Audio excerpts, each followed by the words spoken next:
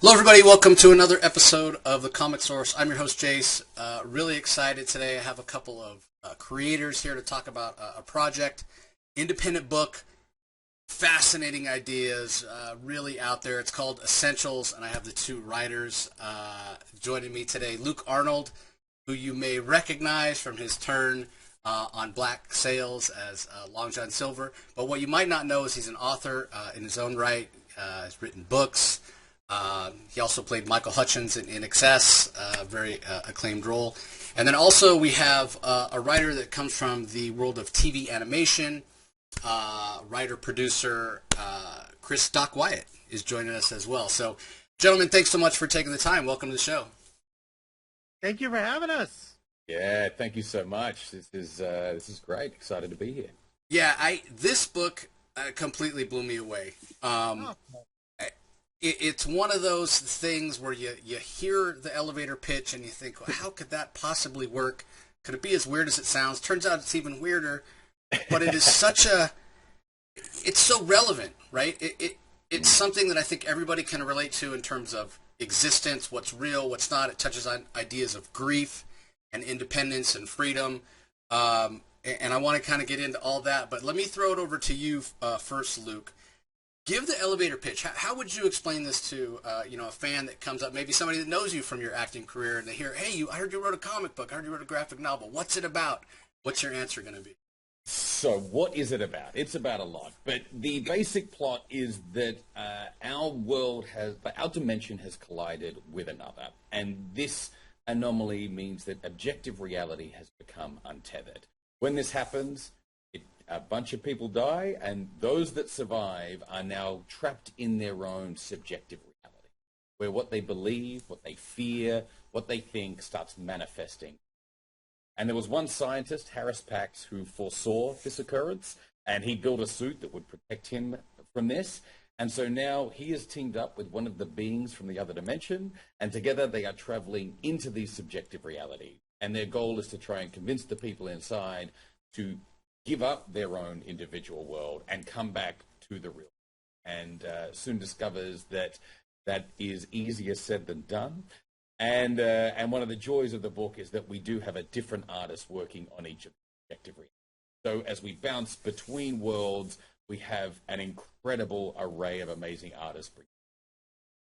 Yeah, we'll tease some of those artists, everybody, here in just a second. But I want to ask you, Doc, when Luke first brought this idea to you, was it one that he had? Did you guys develop it together? Like, talk about you initially getting involved in the project. Yeah, Luke brought it to me, and it was immediately fascinating, immediately like a stunning, already like such a great, so jam-packed with ideas.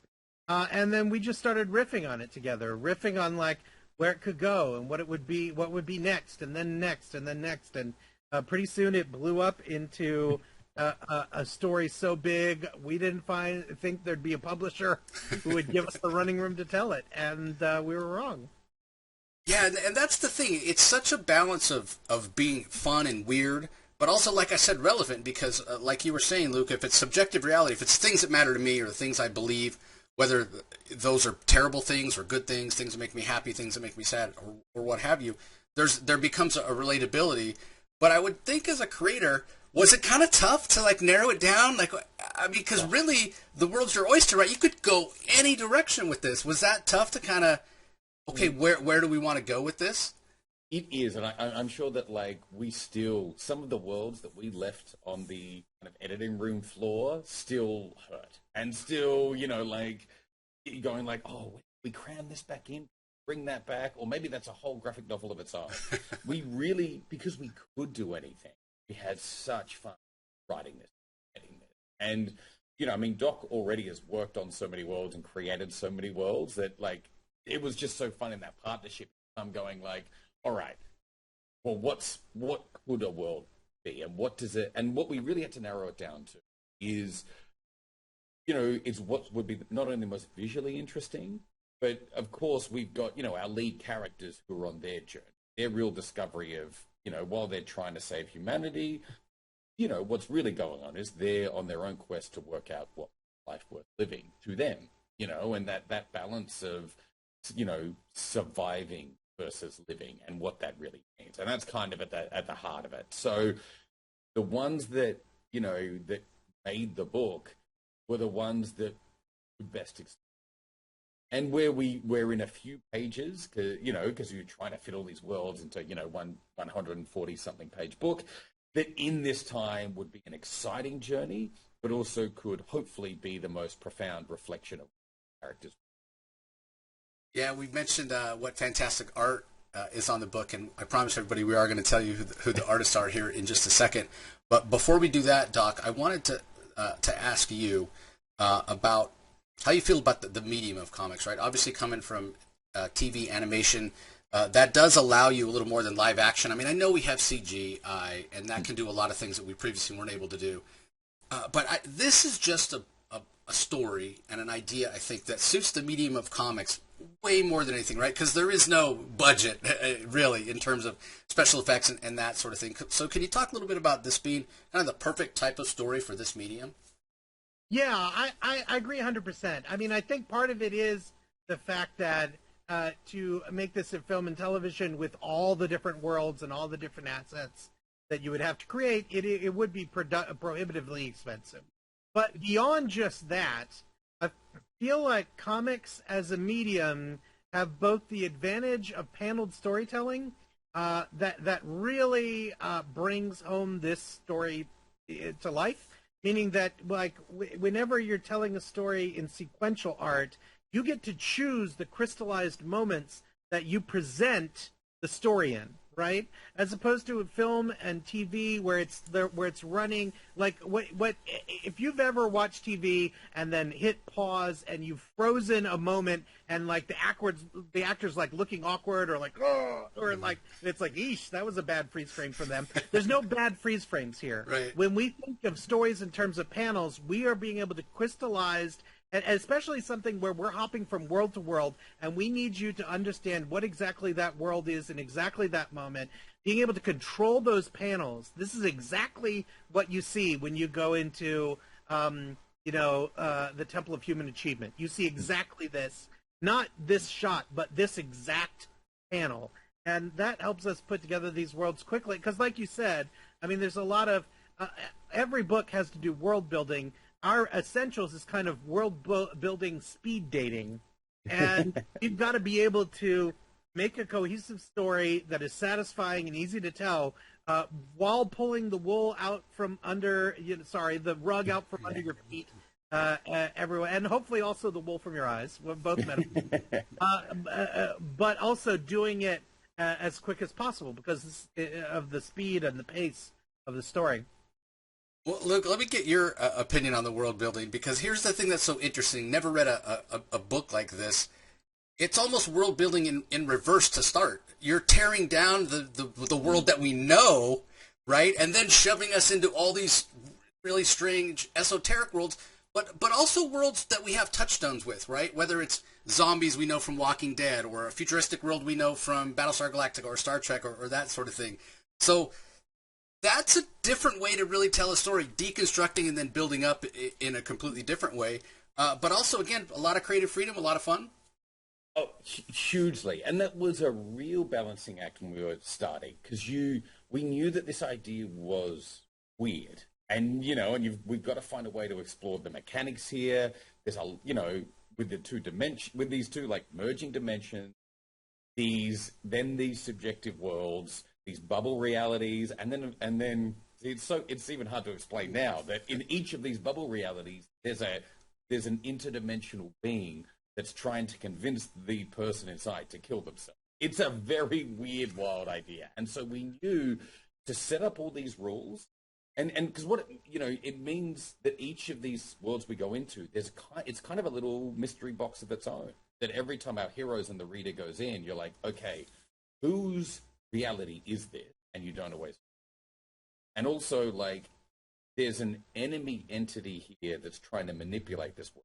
And so that little game is set up. But to begin with, we knew we wanted to try and put the readers on at least what felt like solid ground, something familiar. And before we pulled the rug out from under them. That's why it was like, it's so great getting to not start jumping on the artist, but starting in a kind of zombie apocalypse with Vince Locke doing the art, and you feel like you can get in those first few pages going, all right, I know what this is. This looks cool, this feels good, but it feels somewhat familiar. And we kind of, maybe just when you're starting to get a sense of like, all right, I know where I am, we start breaking things apart. And so we spent a lot of time really trying to work out the best way to do that and how to make it both exciting but not hit the reader with too much too soon, that they feel discombobulated. Yeah, and I'll say, listeners or viewers, if you're checking us out on YouTube, you're looking at the cover there, and you're going, what's with those toys on the cover? We're not going to tell you. We're not going to spoil that. We try not to spoil too much. We want you to check it out, but that's specifically something I want you to experience for yourself, because that's a really cool moment as well. But that cover is by legendary comic artist Bill Sienkiewicz. And then as far as the interior artists, again, different worlds, so they come in different styles. We've got Danny. You guys may remember that name from when we were covering Sandman The Dreaming and Sandman Universe. Did the Arkham World, Arkham City World, or what have you, miniseries at DC as well. Then we've got Glenn Fabry. If you're like, who's that? That name sounds familiar as well. Those amazing painted Preacher covers, as well as he did some interiors there. We've got Jason Howard from the world of Transformers. Luke just mentioned Vince Locke, did History of Violence. That was a very well-received, critically acclaimed graphic novel that eventually was adapted into a movie starring Viggo Mortensen. We've got Brendan McCarthy, who did the Spider-Man Fever. We've got Andrew Moody, who we talk about all the time, has been on the show before as well. M.K. Perker, who did Air. So a lot of really great artists. So let me ask you, Doc, as you guys were building these worlds, did you have an idea of what artists you wanted to put, who you wanted to recruit for what world, or was it just, hey, we're just going to recruit some great artists and kind of throw this at them and see what they come up with, let them do what they do best? Yeah, it was that. We didn't know for sure that we'd get anybody. We started writing the script. We just focused on making the world and vibing out the world and giving it the atmosphere that we wanted it to have. And then once the book was complete, the first draft of the script was complete, that's when it was time to sit down with our publisher and say, okay, let's talk about a dream list of artists. And that's where that started to come into it. But some stuff we didn't write the zombie reality for Vince Locke. But when the second we hit on the idea of Vince Locke, it was as if we had written it for him. It's perfect for him. So, Luke, I hear so often from writers, it's like Christmas, right? When you get the perfect artist for your project and the pages start coming in, every time you get to see a new page, it's like opening a Christmas present. Did you get to experience that on this project? Oh, hugely. And because, look, we were spread out anyway, so even if it wasn't kind of COVID times, we would have had to do a bunch of stuff online. And we actually... we found the best way to do this and the most satisfying way was that we met in VR. So Doc and I and everyone at the lab, we would go into like one of the VR workroom spaces, which meant that when we saw each like piece of art for the first time, we were sitting around a table together and could see it filling a wall. Wow. Like these art was, so it was really like theater screen size depict, projections of the art. And that we then just got to sit back and marvel at and look at all the detail. And yeah, with artists of this caliber, some of the detail we've got there in these worlds of, some stuff that we wrote and some stuff that we had no idea was going to come back. It was a joy every time. It is a huge privilege to be able to make up wild stuff like this and have these artists just put all their heart and artistry into making them. Well, being that you've been doing this for a while, Doc, I'm going to go and throw this question to you first. So the first book, 140 pages, all contained in kind of one volume here. Really impactful, really relatable, and really weird, like we've been saying. If I put you on the spot and say you got to pick one moment that you can't wait to kind of get the reader reaction to, does something come to mind for you, Doc, that you're like, man, I can't wait till people see this world or this moment or what have you, see what they have to say about it? Yeah, I won't name the moment explicitly because I don't want to ruin any surprise. But I would say when we meet a man who works on an oil platform in the Gulf of Mexico. That's a good one. What about you, Luke? Any particular moment that immediately pops into your head? Oh, there are so many. I do love that too. I think I'm really kind of proud of where we kind of got to some of that stuff in that chapter. I also just think when we meet these toys and they kind of reveal themselves for the first time, like that's the real make and break moment where you get a sense of like what's really going on here and the kind of the ideas we're trying to play with. So I think that's a moment that I was just doing a convention recently and I had a proof of the book. And people would kind of flip through, and those that would stop and kind of read that page and the reveal, it was a real joy to watch them kind of light up and and see them get really curious about where things go from there. Yeah, I mean, probably the weirdest characters in the book, which is so interesting. And you mentioned earlier, Luke, kind of the two main characters: the scientist, one that's trying to save people, and then there's another character that's kind of on the journey with him as well. What I find interesting, so oftentimes when you have kind of a dual leads like that, you identify more with one than the other. I found myself identifying with both of them, but for different reasons, right? Like different ways. So let me throw it over to you, Chris. Was that purposeful, or was that just kind of organically developed as you were working on the characterization for the kind of the two leads? Was what purposeful? Was it purposeful that they're both relatable, but in completely different ways? I mean, that's fascinating. I've never read a book where the co-leads are so relatable, but in completely different ways. Oh, thank you. Yeah, very much purposeful. I mean, I think part of Luke and I working together as writers together, we have different approaches and different philosophies. We come from different backgrounds and from different parts of the world. So having a two-hander like that, where Pax and Buttons are sort of traveling, it gives us, I mean, in a way, we're able to pour parts of ourselves into both of the characters, and there's some scenes that I would read back over and feel like this conversation between Pax and Buttons is a conversation between me and Luke. You know what I mean? This moment where Pax is telling Buttons this. There's a scene in a hamburger restaurant. It's both about hamburgers and not at all about hamburgers, and it was like this could be Luke telling me. You know what I mean? Like it was. So yes, definitely very purposeful that you could identify with them because I feel like we could identify with them, and in different ways, as you say. Like Buttons is on a journey that to talk too much about would spoil some of the book, but she's on a journey that in a way none of us alive on Earth will ever experience, but in another way, all of us must experience. Yeah, kind of the fear of the unknown, right? And being worried about making mistakes or just, so fascinating. For you, Luke, I kind of feel like not so different than taking on different roles as an actor, right? You're identifying with these two characters and kind of being the voice of them. That's not so different from, hey, I'm taking on this acting role and it's a drama, or I'm taking on this acting role and it's a comedy. Was that kind of how you approached it? Yeah, look, I think I think I've always approached acting from a bit of a writer's perspective. I think that's more where my mind is, and I often look, some of the best actors out there have no sense of that overarching stuff, and they're just like, okay, I know what my character's about. I relate to them. I'm going to fight from their corner. And then everything else happens around them, and a good director can, shape that, and hopefully a good script. I think I've always really wanted to understand somewhat the narrative function of a character and go like, oh, how do I fit in? Maybe what idea am I representing? Or what challenge am I posing to this other character? Or, what theme is being explored through my journey?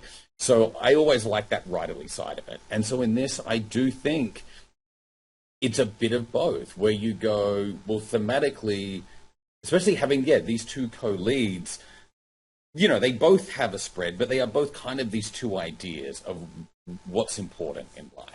And you have one character who is like survival at all costs, that it's just trying to go just trying to have as many people survive as possible for as long as possible. and keep things going and save anything and anyone you can. And then you've got another character who is kind of, for some of the story, just high on the experience of being alive. And so those two things together, like having them bounce off each other, you want to, like, from a writer standpoint, go create scenarios where those two ideas get to bounce off each other and thrive. And then also when you're writing, drop completely into their point of view and be able to just, in moments of, you know, writing one character, really just drop in and feel what it's like if you actually are trying to savor every moment. And then also drop into the other part of your mind where you're like, yeah, but what have we got to do to make this world as good as it can be and save everyone and do the right thing and all that. And I think everyone has both those sides within them. And probably, yeah, I think, you know, at all times in history, but in recent years, we probably all wrestled with that idea in ourselves of like, what are we meant to be doing? What am I meant to be doing? And so, yeah, I do think we kind of gave ourselves vehicles to explore both those things. Yeah, it's almost the practical part of you, you know, making decisions with your head versus, you know, your heart and your dreams and what you know. We all wish we could be, you know, a rock star or a professional athlete or whatever, but it's, you know, it's just not always reality. You got to settle for that, you know, job as, in my case, as an IT systems administrator, or you know, maybe you're an electrician or whatever it might be. As much as I would have loved to be a, you know, pro ball player, I just didn't have the skills. So, well, we've got our listeners and our viewers super excited about this project, I'm sure, and they're probably going, well, where the heck can I get this book? So it is going to be coming to Kickstarter. I'm not sure on the release date of this, everybody. Probably by the time you release this, I'll release this on the day that it goes live. But do either of you do we have a firm release date? It's already live. It is live. Yeah, okay. It just went. Yeah, we're within, you know, when we're recording, within 24 hours pretty much, or maybe 48 hours of it going live. We're underway. So, yeah, it's all there ready to go. Great. That's fantastic. So, yes, as you're listening to this, everybody, there'll be a link in the show notes to the campaign. It's live. Go and check it out. Chris, why don't you tell us what are some of the tiers? Obviously, you can get the book. What are some of the other rewards available? Well, the press has done a fantastic job of offering some really different versions of the book. You can have the Bill Sienkiewicz cover that's displayed here. There are other covers. There are these beautiful hardcover presentations with slip covers, starting at $35. I mean, they're fantastic, chunky, beautiful books that you can hold in your hands. And the other tiers include there's a tier where you can have lunch with Luke and I at Comic-Con. There's some wacky tiers. There's a tier where you can get a tattoo of something that the Lab Press has published for free, and we have to go down and watch you get the tattoo. They've made so if you're looking at the Bill Sienkiewicz cover here in the central image in frame here, that purple sort of toy creature there is named Snuggles, and they have hand puppets of Snuggles that you can get at a tier, and they're fantastic. So and a bunch of other stuff. There's a retailer tier to help support retailers if they want to bring it into their brick and mortar, and so lots of stuff. Yes, I just took a quick peek at the Kickstarter page, and again, everybody, link in the show notes to go and check it out. Congrats, man! You guys blew past the goal. You're almost 20 times the goal. So what that means for all of you potential listeners and potential fans of Essentials is, if you pledge, you're going to get it. This is going to happen. So that's fantastic. And let me ask you, Luke, is this the first half of the story? It does end on a bit of a cliffhanger. Are we going to finish up in a volume 2? Yeah, look, we are... A trilogy is the plan. Okay, three volumes. You know, like... And we hope that, like, we are serving you a nice full meal with the first book. You know, it really was only because we wanted to dig in so much and expand some of these worlds that we ended up going, I think we need to break this thing up. And so the first volume is a good, hearty meal, and probably by the time you get to the end, even though the story can continue, it's like, that's probably a good time to take a break with some of the things we dive into. But yeah, we are, without saying too much, very underway with more Essentials it feels just as exciting, if not more, with the kind of where we get to take it from here. So yeah, but it's the perfect time to jump on now. I think like it is, yeah, because it is all done as well. It's like, yeah, we've got this 1 month camp, and will be possible. Yeah, that was actually going to be my next question. I was going to confirm. So this is not one of those things, everybody, where they're funding in order to pay the artist to actually do the work or what have you. This is ready to go to press. So as soon as you have the numbers, you'll send it off to the printer for the run, and then get it fulfilled relatively. So, and I'll also remind everybody, as I always do, maybe you're a huge fan of Luke and Doc. You can't wait. This sounds like a fantastic story for you to join, but man, times are tight, and you just can't make it work right now. We understand. The other way you can help out these guys and the rest of the creative team is to share this on social media. Let your local comic shop know. Let your friends and family that enjoy comics and sequential art know, so that they have a chance. Because the worst thing is after a campaign's over, then you find out, oh man, I would have loved to have become a part of this, and now it's too late, and you gotta maybe go find on eBay, pay twice as much, that sort of thing. So let's help spread the word for these guys. Trust me, I got a chance to read it, entirety of the first volume, and it is really fantastic. So as we're winding down here, let me throw it over to you gentlemen one last time. Anything you want to share with our listeners, our viewers? We'll start with you, Luke. Yeah, no, just on that, I will say, like, they really, when we were putting this together, the lab were, wanted to make sure that as many people could read this as possible. So the Audacity edition, that's our $35 American book. Like, I don't think that'll ever be that cheap again. Hopefully Essentials has a life, and, it might end up in some other places. But, and of course, yeah, if times are tough right now, but it's, I think for what it is, it's like if you think you might want to read this book, through the Kickstarter is the perfect way. But all round, like, it's a really exciting time. To get these artists on board, work with this group, make this book, and like so happy. This is one of my first experiences of talking to someone outside our group who's read it, and it is so it's really great to hear that you enjoyed it so much. So we're just excited to get this out. Fantastic. What about you, Doc? Well, I'll say this. Luke's Turn as Long John Silver and Black Sails is now available on Netflix in the United States. Just came online, I think, like Tuesday.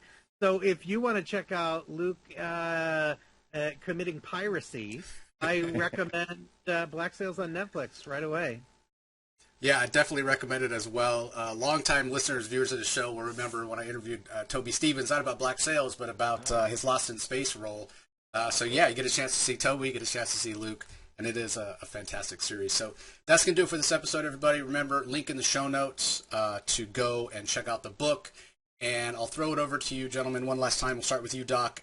If anybody wants to follow you online, follow your work, maybe they have questions after they read Essentials, where's the best place online to follow you? I'm on Twitter at Otherland71. That's OTHERLAND71. And how about you, Luke? Yeah, I on most platforms are Long Luke Arnold, after being Long John Silver. So yeah, I'm there on X, all those things, and we've been sharing like lots of great previews of the book. So if you do want to see more, find us there, and we've got some great examples of all the incredible things inside the pages. But otherwise, ignore that if you don't want to have anything spoiled, because you might just want to jump in without seeing that. But that's where you can find me. Great, and I'll put links to the social media in the show notes, everybody, as well. So if you're having trouble finding them, you can go there. So again, gentlemen, a real pleasure. Congrats on fully funding. And thank you for such an incredible story. I can't wait for the next chapter. Thank you so much. Thank you for having us. My pleasure. And from the three of us, thanks for listening. Thanks for watching, everybody. We appreciate the support, and we'll talk to you next time.